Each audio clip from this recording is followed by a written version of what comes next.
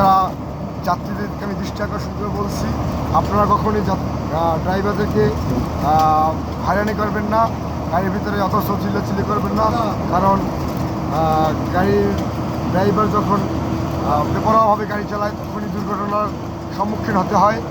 আর এই জন্যই আমরা সবাই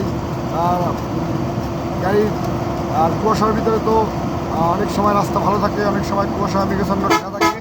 তাই আমরা অবস্থায় ইমার্জেন্সি ইন্ডিকেটার জ্বালিয়ে সবসময় গতিরোধ করব।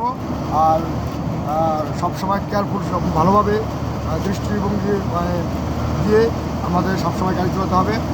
আর গাড়ি বেপরোয়াভাবে না চালিয়ে আস্তে ধীরে যাওয়াটাই সবচেয়ে আমি ভালো মনে করি। কারণ একটি যে দুর্ঘটনা সারা জীবনের কান্না।